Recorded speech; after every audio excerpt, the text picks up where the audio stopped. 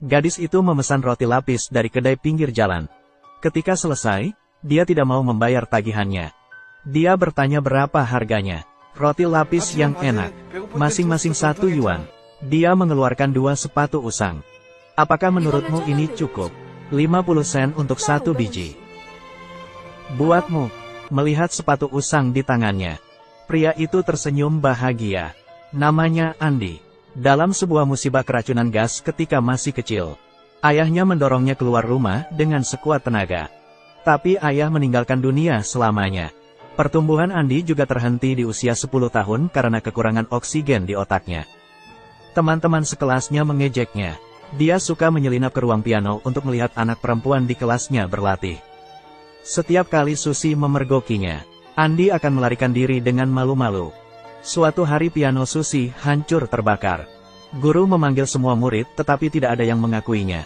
Karena Andi selalu datang ke sini untuk melihat Susi. Jadi semua orang mengira pelakunya adalah dia. Susi pun menangis dan menyalahkannya. Cepat ngaku kamu yang melakukannya. Kenapa kamu membakar pianoku? Pergilah, aku tidak ingin melihatmu lagi. Pergi. Menghadapi tuduhan semua orang, Andi tidak memberikan penjelasan apapun. Kepala sekolah memanggil ibunya dan memutuskan untuk mengeluarkannya. Kali ini piano. Entah apa lagi yang akan dia bakar nanti. Ibu percaya bahwa putranya tidak akan pernah melakukan hal seperti itu.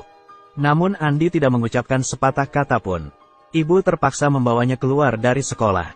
Sebenarnya Andi melihat bahwa pelakunya adalah Rudy. Dia tidak sengaja melempar puntung rokok ke bawah piano. Makanya piano itu terbakar. Dia tidak mengatakan yang sebenarnya kepada siapapun. Melihat kepergian Andi, Rudy merasa sangat bersalah. 10 tahun telah berlalu. Ibu Andi meninggal dunia karena sakit. Dan meninggalkan Andi dan adik perempuannya. Dia bangun setiap hari dan membuatkan sarapan untuk adiknya. Dia menutupnya dengan piring agar tetap hangat. Kemudian dia meletakkannya di depan pintu kamar adiknya dan pergi bekerja. Untuk mendapat uang, Andi menjual roti lapis di sebuah kedai di depan sekolah adiknya. Ini adalah satu-satunya makanan yang diajarkan ibunya sebelum dia meninggal. Semua siswa yang memakannya memuji roti lapis itu. Mereka semuanya menamainya kedai roti lapis idiot. Namun adik perempuannya merasa malu memiliki abang yang idiot. Ayo kita pergi dan makan roti lapis idiot. Adik tidak pernah memberitahu siapapun bahwa Andi adalah abangnya. Aku tidak suka roti lapis. Setiap kali dia melewati kedai abangnya, dia mempercepat langkahnya. Andi tidak marah. Sebaliknya, dia hanya tersenyum. Di waktu senggangnya, dia datang ke bukit. Dia menunggu selama 10 tahun demi Susi. Ternyata Susi telah pergi ke luar negeri untuk belajar 10 tahun yang lalu. Rudy yang dewasa suka datang mencari Andi. Mungkin karena rasa bersalah, dia selalu berteman dengan Andi dengan baik selama ini. Hari ini Andi di bukit seperti biasanya. Akhirnya sosok yang tidak asing itu muncul di hadapannya. Itu adalah Susi. Andi menggosok matanya dengan tidak percaya. Setelah memastikan bahwa dia benar, dia berguling dan merangkak ke sisi Susi dengan gembira. Susi, Susi, Susi tampak tidak nyaman dengan pria idiot ini.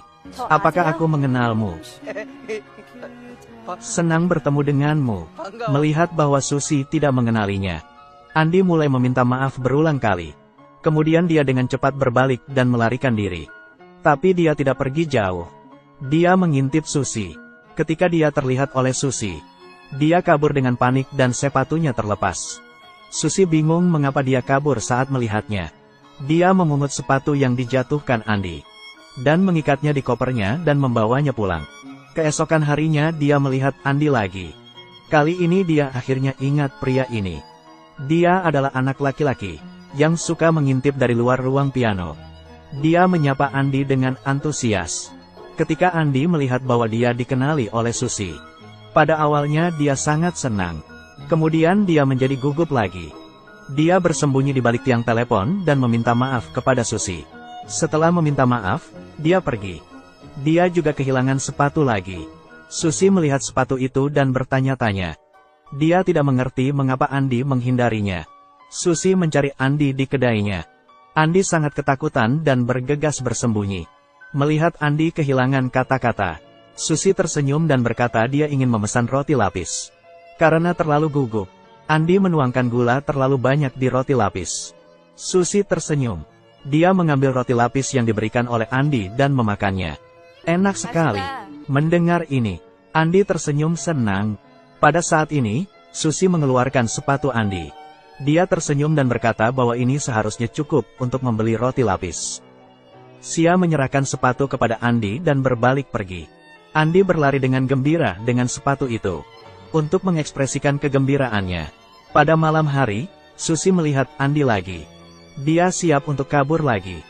Kali ini, Susi menghentikannya. Dia bertanya mengapa Andi selalu menghindarinya. Kenapa kamu selalu lari setiap kali melihatku? Cepat katakan padaku. Andi menjelaskan dengan agresif. Susi tidak ingin bertemu denganku. Susi suruh aku pergi. Dan katakan padaku untuk pergi sejauh mungkin. Susi teringat kata-kata yang dia ucapkan dulu. Tak disangka Andi selalu mengingatnya. Dia menatap Andi dengan sedih. Dan mengatakan kepadanya kata-kata itu sudah tidak berlaku. Jadi jangan kabur lagi, kamu dengar. Mendengar itu, Andi tersenyum.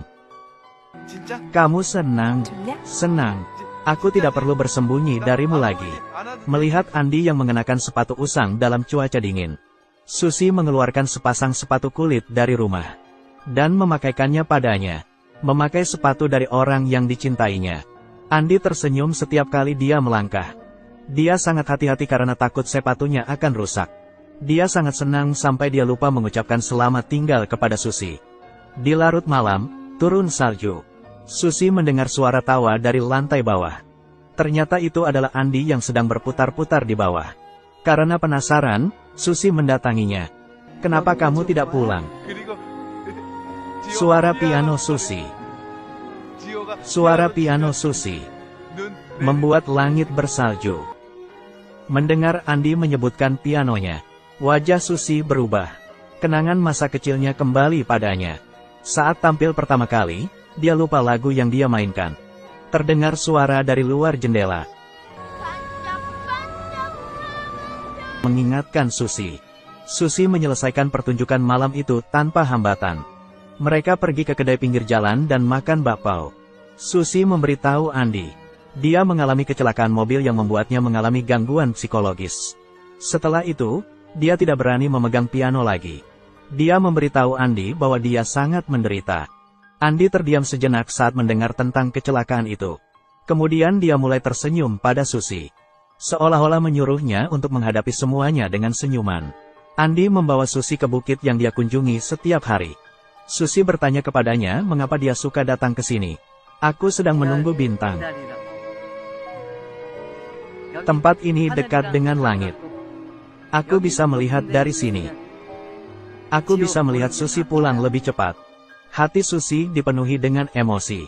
Dia tidak sadar bahwa dia adalah bintang yang dinanti-nantikan oleh Andi. Andi selalu melihat adik melintas melewati kedainya setiap hari. Namun hari ini dia tidak melihatnya. Dia sangat kepikiran sehingga tanpa sengaja tangannya terbakar oleh panggangan. Panas sakit. Pada saat itu, Susi lewat. Dia bilang kepada Andi untuk jangan khawatir. Mungkin adiknya sudah pulang lewat jalan lain. Dia pulang ke rumah bersama Andi untuk mencarinya. Ketika dia melihat lampu menyala di kamar adiknya, Andi baru tenang. Dia buru-buru membuka pintu dan memanggil adiknya. Tapi adiknya marah. Siapa yang menyuruhmu membuka pintu? Sudah kubilang jangan pernah datang ke kamarku. Aku bisa menjaga diriku sendiri, menjauhlah dariku. Andi meminta maaf dan menutup pintu kamar. Ternyata adik tidak enak badan saat sekolah. Jadi dia pulang lebih awal lewat jalan lain. Meskipun dimarahi oleh adik, Andi tetap tersenyum. Karena dia lega adiknya aman dan sehat.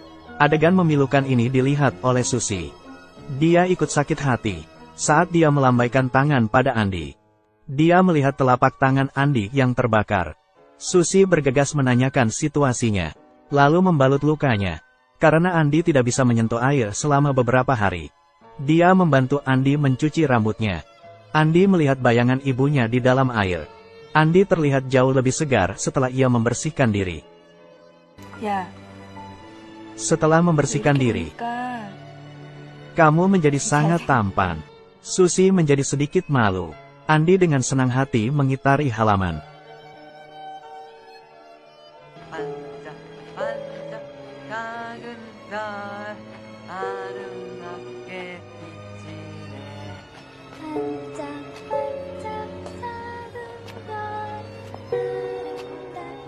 Keduanya menyanyikan lagu Bintang Kecil secara serempak. Hari ini, Andi mendengar kabar adiknya pingsan. Berita itu seperti sambaran petir. Dia bergegas masuk ke sekolah sambil berteriak. Dia menggendong adiknya dan berlari ke rumah sakit. Guru menghentikannya dan bertanya siapa dia. Aku adalah abangnya. Aku adalah abangnya. Dia adalah adikku. Sekarang semua orang tahu bahwa mereka adalah bersaudara. Ketika mereka tiba di rumah sakit, Andi menyadari bahwa dia telah kehilangan sepatunya lagi. Dia melihat adiknya dari kejauhan. Karena adik bilang dia tidak suka padanya. Setelah pemeriksaan dokter, adik memiliki masalah ginjal dan membutuhkan transplantasi ginjal. Dan ginjalnya tidak sama dengan ginjal adiknya. Ketika Andi tidak tahu apa yang harus dilakukan, Rudy datang ke rumah sakit. Dia menyuruh Andi untuk pulang dan beristirahat. Dia akan tetap tinggal untuk membantunya merawat adiknya. Namun saat Andi terbangun kembali, dia mendapati dirinya bersandar di bahu Susi. Dia menyalahkan dirinya sendiri karena menghilangkan sepatu yang diberikan Susi. Susi menyuruhnya untuk pergi ke kamar adiknya. Ada ranjang di sana untuk beristirahat. Namun Andi tertawa dan mengatakan bahwa adiknya tidak suka berada di dekatnya. Susi memberi Andi sepasang sepatu baru. Dan meninggalkan sebuah catatan untuknya. Jangan hilangkan sepatu ini lagi. Jangan hilangkan sepatu ini lagi. Andi sangat senang.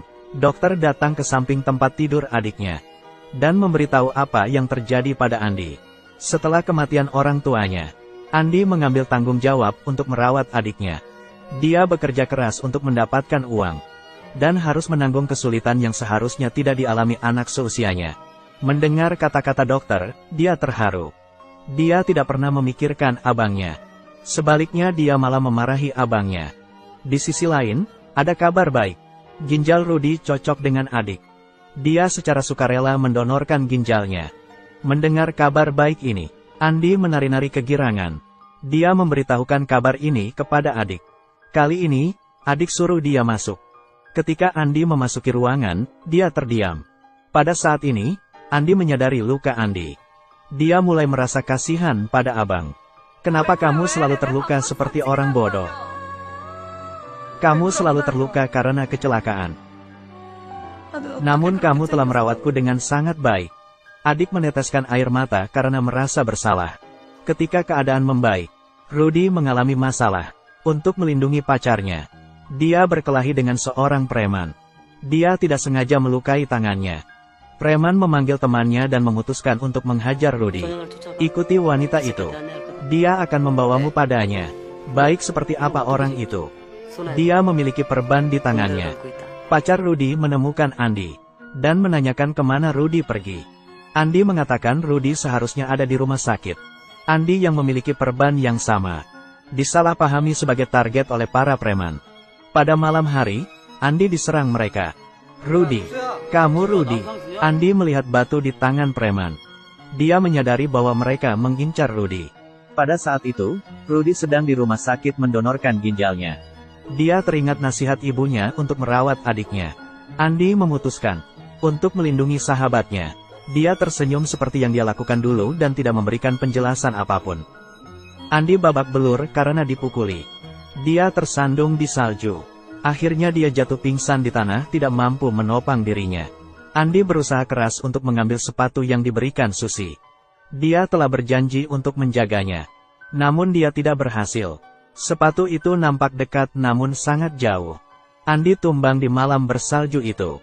Saat adik sembuh, dia pergi mendapatkan sertifikat kematian. Abang staf bertanya apa hubungan mereka. Adik tidak bisa mengendalikan emosinya. Dia tersedak dan mengulanginya. Dia adalah abangku. Aku adalah adiknya. Sama seperti yang dilakukan abang ketika menggendongnya. Aku adalah abangnya. Dia adalah adikku. Adik kembali ke rumah dan masuk ke kamar abang. Dia melihat pengingat yang ditulis di atap. Dia akhirnya mengerti alasan abang yang idiot. Yang bahkan tidak bisa mengurus dirinya sendiri. Bisa merawat dirinya dengan baik. Di catatan tertulis semua hal yang dia sukai dan tidak sukai. Pada saat ini, dia tidak bisa menahan air matanya. Susi berhasil mengatasi ketakutannya. Dia naik ke atas panggung dan memainkan musik. Ini adalah hadiahnya untuk Andi. Ada idiot di sekitar kita juga, yang mencintai kita dalam keheningan. Mereka tidak banyak bicara. Bisa jadi orang tua. Bisa jadi saudara. Mereka tidak meminta imbalan apapun tetapi kita mengabaikannya. Jika kamu merasa hidupmu baik-baik saja, maka pasti ada seseorang yang memikul beban untukmu. Hargailah keluargamu yang menyayangimu.